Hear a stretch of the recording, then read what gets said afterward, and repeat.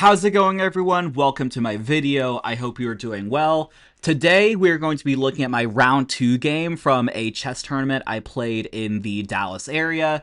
This was a tournament I played on Saturday, January 3rd, and in case you missed my first video, you should check that out. I'll put a link in the description, but it's a smaller tournament, 3 rounds, game 60. In round 1, I was held to a draw versus a 1500. Partly because, I'm just checking to see if I'm recording, yep. Partly because the 1500 played a gambit I was not aware of against my Alekine's defense, and he's got good position, and of course, we kind of traded blows, but ended up being a draw, so here I am in round 2 against Christopher Johnson, who's rated 1626, and I have the white pieces. I just kind of wanted something, just like relatively calm and stable and things like that. At the same time, I also kind of wanted to do something that maybe I hadn't done so much. Obviously, for most of my tournament career, I've played, a lot of d4 and c4, but lately I've been playing more knight f3. And so I decided to do something different by going, well, knight f3, but after knight f3, when my opponent played c5, I played c4. Whoops. So c4, this basically transposes to an English. I mean, it's a basic chess concept to where I could have played c4 first. If my opponent played c5, then I play knight f3. It's the same exact position. Now, obviously, if I played c4, maybe he plays e5, so it doesn't necessarily mean we would have gotten that position. But basically, by transposition, it is an English. Now, after knight of 3 c5, it is a pretty funny moment where I could play e4 and just turn it into a Sicilian, but I wasn't going to do it. I'm not an e4 player, so I go c4, and I just decide to play in English and just kind of just see where the game takes us. I mean, the development will be pretty straightforward. I'll put my other knight out, probably fianchetto the bishop, maybe break with d4, just things like that, and we'll kind of see. The nice thing about knight f3, just kind of go back a little bit, the nice thing about knight f3 is that I can kind of adapt to what my opponent does on move 1. Like, for example, maybe if my opponent plays knight f6, I prefer to go, I don't know, like c4. I prefer playing English structure. Or if they go d5, maybe I prefer to go d4 to make it queen's gambit and things like that. So it's always nice to be able to see, what my opponent does and then sort of adapt accordingly. So after knight f3, c5, c4, my opponent played knight c6. I mean, very flexible, nothing really telling there. I play knight c3, just maintaining the flexibility myself, kind of playing it 2 knights. And here my opponent played e6. I went g3. I decided I want to put the bishop here on the long diagonal. And here I would say 9 out of 10 times, if I'm facing this as white and my opponent just played e6, I would expect to face d5 just 9 out of 10 times. d5 just striking in the center, threatening d4 and everything like that. But my opponent didn't do that, actually. He played bishop e7, which is not necessarily weird, but we'll kind of get into that. Essentially, after d5, I have a couple of options. During the game, I was thinking about, well, there are a couple things. I could take and then play d4, or I could play d4 immediately. Now, what I was leaning during the game, if I'm being completely honest, I was actually leaning d4 immediately because I didn't really want to make this commitment necessarily. But d4 here is a little bit inaccurate because he can actually take the pawn on c4, and my bishop on f1 would have a harder time recapturing because, well, I played g3 to go to the g2 square for my bishop, so it would be kind of a hard sell there. But more likely, the better move was to take and then go d4. And the idea is if he takes, I take with my knight, and now he has an isolated pawn, I have good control of the d4 square, and everything like that. But we'll never know what I would have done because my opponent didn't play d5. He played bishop e7. But then after bishop g2, so bishop e7 in and of itself wasn't necessarily weird to me because, I mean, if the bishop's probably going to go to e7 anyway. Like, for example, say he played d5 and I played, let's say I played d4 and he didn't take on c4. He just goes here, here. Very likely the bishop just goes to e7 anyway. So I wasn't that weirded out about bishop e7. What did weird me out after bishop g2 was kind of a maneuver I had never seen before, which is bishop f6. Now, why did he play bishop f6? I do believe there is one clear reason that he played bishop f6, which I will give it to him. It does prevent this move that I would potentially want to play, which is d4. So there's that kind of, I guess you could say, upside to playing bishop f6. But I think there are more downsides than there are upsides. One downside is that you're moving the same piece twice in the opening, which generally you don't want to do unless you're accomplishing something really good. Which, I mean, maybe you're preventing d4 temporarily, but it's not necessarily like a permanent...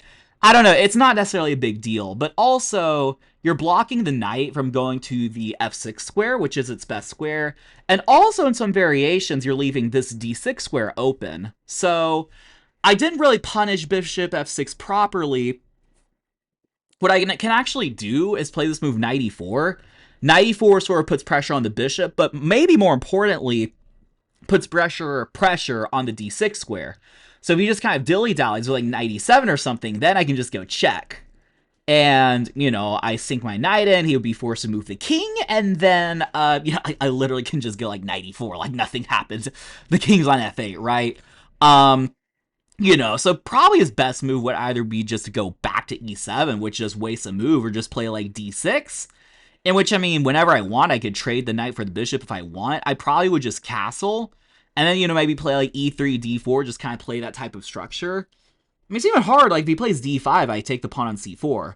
So, anyway, I should have played knight e4 and kind of recognized that. I didn't do that. Instead, here, I played pawn to e4, because I wanted also to slow down d5.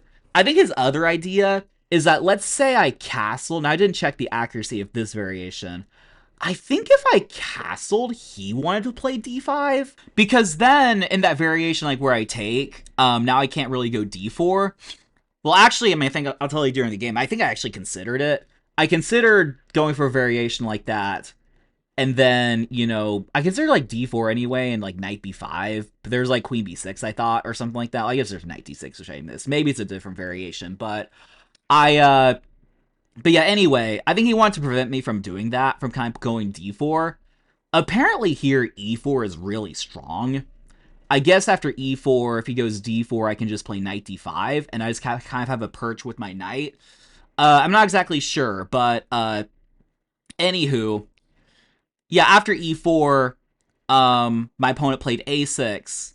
Yeah, you know what? I think it was right here. I think it was right in this position. I consider going d4 anyway. D4 takes and then going knight here. Kind of attacking the pawn. I think I thought there was queen b6, but I forgot I could play knight d6, which isn't even the best move. I can play a4 apparently. And it's all good, right? So I played e4 in this position. My idea behind e4 is kind of to lock down d5, and of course, I get this kind of Maroczy bind with, you know, e4, d4, and eventually d3, just kind of, you know, securing the d5 square for myself. I mean, you know, there are some downsides, because now his dark squares are potentially more dangerous, but I didn't really think that was much to be worried about. My opponent played a6, really preventing any knight b5 nonsense in the future. I castled, and here, my opponent made a little mistake by playing pawn to b6, which, I mean, it looks like a natural move, just trying to develop the bishop to b7, just complete the queenside development, everything like that. But I will actually go ahead and give you a chance to pause the video and see if you can come up with what's the best move in this position. It's not necessarily a tactic in and of itself, but it is supported by tactics. So I will go ahead and take a quick sip of my fluids. All right, if you need more time, feel free to pause the video. So here, what you have to notice is that b6 sort of just opens up this rook, which is where my bishop resides. Now, you might be thinking, like, why does that matter? Because there are 3 pieces in the way of the diagonal. Well, it matters because it justifies a move I want to play, which is really good otherwise. e5. I play e5, and quite simply, he cannot take it, because I would take. And then I would be able to take the rook. And then if he can't take it, my pawn is just very strong on e5. I mean, it's attacking the bishop. It's kind of, you know, controlling this d6 square as well. It's making it harder for him to go d5 in the future, or d6 for that matter. And yeah, my opponent goes bishop e7. And here, I go d4. And I'm doing very well. And he's going to be forced to take. I mean, not necessarily forced to take, but, I mean, I'm going to play d5 next move. Like, he's not going to want to deal with that. So he does take. And after knight takes, I just have this pressure between the knight and the bishop, you know, the rook in the corner. Now, he does play the correct move here, which is bishop b7. And this is where I kind of don't really maximize my chances. Now, I will say, compared to other types of positions I've gotten, the way I need to maximize my positions is actually a little bit counterintuitive. Because basically what I do is I maintain the tension by going bishop e3, which is okay. I think it's actually the second best move in this particular position, but you have to bishop e3, and it's the same type of stuff I missed the next move, f4. Like, my next moves are bishop e3 and f4. I thought they were great because they just maintain the tension, they strengthen my position, I develop my last piece and everything like that. So, like, why are we suddenly just now, like, almost equal? Well, the reason why this variation is good for me earlier is because I don't actually want to just develop and do nothing. The best sequence of moves in this position is actually to just snap the knight on c6, and be able to bishop takes, just snap on c6. And then go move like queen f3, or even queen g4, which kind of shows up later as well. There's also queen g4, which attacks the g7 pawn, and forces something ugly, like, either king f8, or g6, or bishop f8, or something like that. But anywho, I mean, either way, the idea is that the reason I say it's counterintuitive is because I see this, I see this potential to trade, and my instinct is that it's probably not best to trade, because normally, when you have a space advantage, like, I have the pawn e5, I have, more pieces developed, and more space and things like that. When you have a space advantage, you don't normally want to trade pieces, but here, it's, like, I'm supposed to trade all the pieces. I'm supposed to just take, and then go like queen f3, and I have a better position. And I think it's even more prevalent the next move after bishop e3 when my opponent played queen c7. Like, I see the pawns being attacked, so I'm like, okay, I'll just play f4 and just protect it. Nope. The computer tells me to trade, and then go queen g4. I think I can trade a second time if I want to, but I think queen g4 immediately makes sense. Honestly, this queen g4 move I kind of missed, because it is a good move to kind of, like, attack the pawn, and there's not a great way for my opponent to defend it. Again, you have to go either like king f8 or bishop f8 or g6 or g5 or something ugly like that. So now after f4, I'm kind of staring down the barrel of an equal position, which now obviously I don't know these evaluations during the game, but I'd say during the game, once he played knight h6, which, eliminates all possibilities to play queen g4, because of course the knight is there. Yeah, it's actually right here where I'm thinking, oh, he's just gonna take and then just trade all the pieces, and, like, my advantage is, like, not there. Now, apparently, like, now I know computer likes my position after, like, knight b3 or something like that. Like, okay, bro. If you get it, right? Let me know in the comments if you get that, because apparently it's a meme. Like, who knows? Who knows? I guess, bro. But, anywho, after knight h6, I thought in this position, like, I didn't write down the times, I don't think. Actually, did I? Do I happen to have my score sheets here? No. Probably not. Oh, you know what? I do. I was actually curious. Like, I didn't really write it down. No, I kind of thought I did. I'm a little disappointed. All I wrote down was that my time a little bit later, but essentially, it's a 60-minute game. I probably took 15 to 20 minutes in this position, so between 25 to 30% of my time, because I knew during the game I had an advantage, but now it's about to dissolve, and I'm like, what the frick is happening? Like, I don't know, like, what I'm gonna do. Like, it doesn't really do me much good to, like, move my knight away. He has knight f5 coming. Basically, I mean, that's kind of what I saw, is that he's going to trade everything. He's going to go knight f5, maybe d6 in the future, and I'm just going to be left with, nothing as far as an advantage goes. So I think for all this time and play rook c1, which, I mean, I think is a fine move, because, at least I'm lining the queen up, I'm, improving my rook for the future, and sure enough, he does trade on d4. I take on b7, which is actually kind of the worst variation, or the worst version of the trades I could have done. Although my opponent didn't really take advantage of it. He just played queen takes, and then I took back the knight. What he actually should have done, and I did see this during the game, is he can kind of in-between me, because I'm attacking his rook. So basically what happened is he took my knight, I take his bishop, and I'm attacking his rook, which is probably why he thought he should just recapture immediately. But he can play kind of an in-between move, that being knight d to f5, and I can take his rook, but then when he takes my bishop, he's also attacking my other rook. So it's really all just a fancy trade. After bishop takes a8, knight takes e3, I play queen e2 because my c-pawn is attacked. I have to make sure to protect it. Knight takes, rook takes. We just get a dead, boring, equal position. I mean, computer's saying d6, and then, you know, like, he's attacking here, so I'd have to trade. Bishop takes, and, like, there's just nothing. Like, you know, I can drop my, you know, maybe I drop my bishop back, he castles, like, you know, like, I mean, I can play this, obviously, but, you know, I could guess I could go knight e4, even he can even go bishop e7, like, I'm trying to see if there's, like, ways I can play for an advantage. Rook d1, I guess there's rook d8. Yeah, there's absolutely nothing here. So, all that to say, knight d to f5 would have been a much more efficient way for him to kind of simplify and probably get a slightly favorable position, if not just, you know, dead equal. Which, I mean, the way he did is not bad either. It's just that after bishop takes d4, I have a little bit of kind of like dynamism. It's a more dynamic position because, like, queens are still on the board and there's still some tension and things like that. So obviously after bishop takes b7, he just played queen takes b7 and I took on d4. And my opponent played knight f5, I went bishop f2.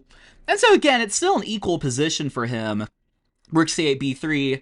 It's still an equal position, but I just have more pieces on the board. I mean, I still, you know, there's still queens on the board. I still maybe have, like, stuff like knight e4, d6 to play for. I know the queen's, you know, controlling the e4 square, but, which, I mean, that's a scary component of the position, is that the queen is controlling all the light squares, but there's still some stuff to play for. Now here, my opponent could have played an absolutely crazy move. I don't think it's really on, like, anyone, you know, say below 1800. I don't think it's on anyone's mind to play. That would be g5. The idea behind g5 is I would be pretty much forced to take it, which is very uncomfortable, because if I just dilly-dally and do nothing, then he can take. I'm suddenly in trouble. I can't recapture because he has rook g8, and whoops, the rook and the queen kind of combine to sort of attack my king side. You know, bishop g3, there's bishop c5 check, and I mean, this is just miserable. If my opponent plays g5, he sees the whole idea to just kind of rip open my king that way, then, like, okay, I should quit chess at this point, right? But my opponent didn't do that. My opponent just castled, which is a much more reasonable seeming move. By the way, I think there was a variation earlier. I think after knight f5, yeah, I'm apparently supposed to go, like, g4 here and then, like, h3. Or was it later? No, it was later, sorry. It wants me to go, yeah, g4 here and then h3. And then the knight is just kind of trapped. Can't really do anything.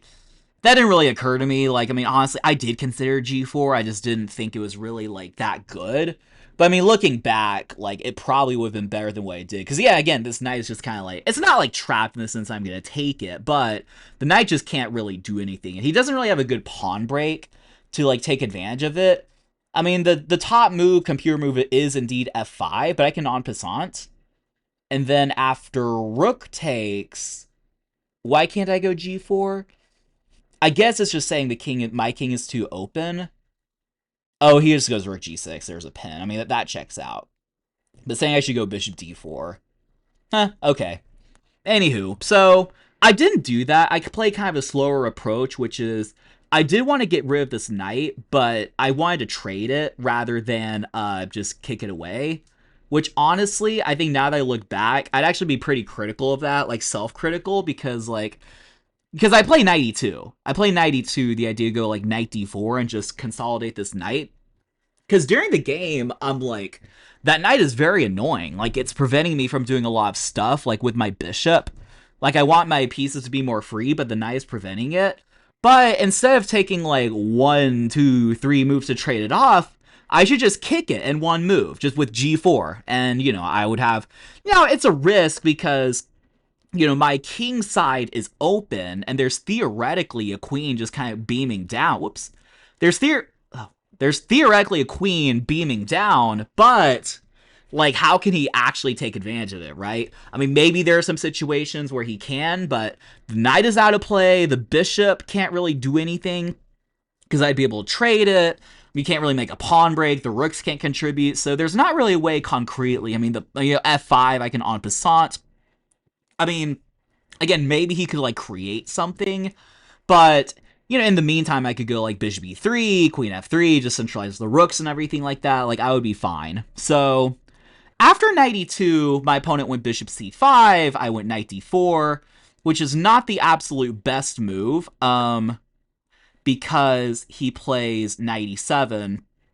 But here, what he could have done is actually just trade his bishop for the knight and just kept his knight on the f5 square. And now he's just kind of chilling. But he didn't do that. He was very insistent on not trading the knights. He just played knight e7 in this position, to which I respond queen f3.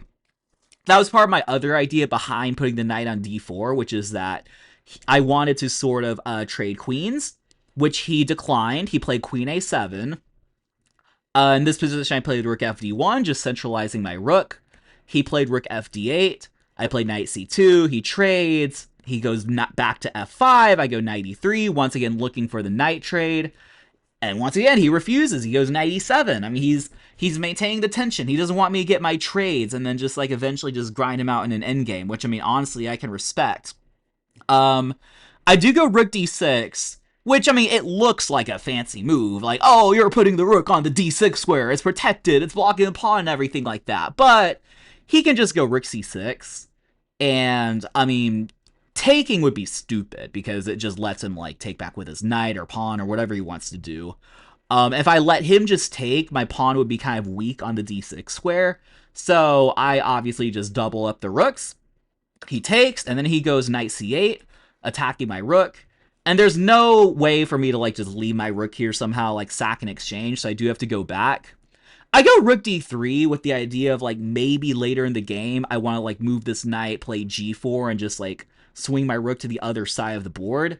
That didn't really materialize, but I was thinking like kind of that long term during the game, to where it's like, you know, if I go to like d2 or d1, I'm not potentially going to have that same effect. Like even though the computer just says they're all equal, literally rook d3, rook d2, rook d1 are all equal, because it calculates it all to a draw, I'd say the human perception is that you kind of want to play the move with the most potential, as long as it's not super risky. And I saw that with rook d3, because like maybe I could again like swing the rook to the other side, which I mean didn't really happen, but I did just kind of want to make that note. So after rook d3, my opponent played queen c7. I played queen f3, just kind of like centralizing my queen and also controlling the diagonal. My opponent played d6, and now things are starting to get a little bit dicey for my opponent. Because, you know, there's some like, you know, tension here, but I do play queen e4, which now prevents him from being able to take the pawn because of a tactic we'll see later. And here, I mean, there's not really much for my opponent to do. I mean, the best move is apparently queen c5, but here my opponent plays g6, which is not the best move because now you're putting all the pawns on light squares, all the kingside pawns, and I instantly recognize that now there's some weaknesses that a certain piece can kind of take advantage of. So that's what I do. I do indeed go knight g4, and my idea is I'm just going to now put the knight on like the f6 square, and let's just roleplay a few moves. Let's just say, now he wouldn't probably do this. Let's just say he played like a5. I go like check. Say it goes king g7. Now, it's not saying this is necessarily good, but, you know, if I go g4 and then go like here and attack the pawn, it's saying d takes e5 is really good, and I'm sure, oh yeah, well that would just, oh yeah, he would just take the knight. But, you know, I mean, you kind of see what I'm saying, like, with, like, potential in the future for my rook to swing over. Like, you know, maybe you could see why I put the rook on d3. But anyway, that's all moot because he took on e5, which is not a great move because I can just recapture with my queen. And so let's go back actually a little bit. When I played queen e4, it's actually cooler in this variation because if he had taken the pawn on e5... Oh, I didn't know this. Wait. Oh, so queen takes e5, there's rook d6. I have only one move that wins. Wait, this is my first time seeing this. Wow.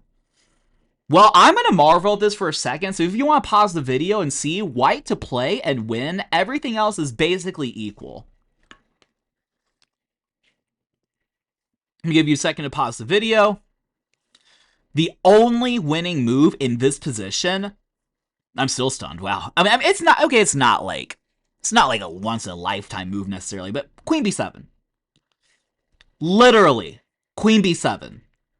You attack the queen. If queen takes, there's back rank mate. Wow. I did not see that during the game. I did not see that in analysis until now. Because all along I thought takes, I was gonna go queen takes, but then he can go like rook d6, and I'm kind of like struggling for an advantage here. Wow, I wonder if I would have found queen b7. That's so interesting. Looking at it now, it seems so findable, but I'm not entirely sure. Honestly, I'm posting this on my Instagram like right after. Also, do go follow my Instagram. I'll post a link to it. So after queen e4, my opponent played g6. So here, now after d takes, so obviously queen b7 doesn't work because he would just take it, and then after rook takes, he has the g7 square to himself.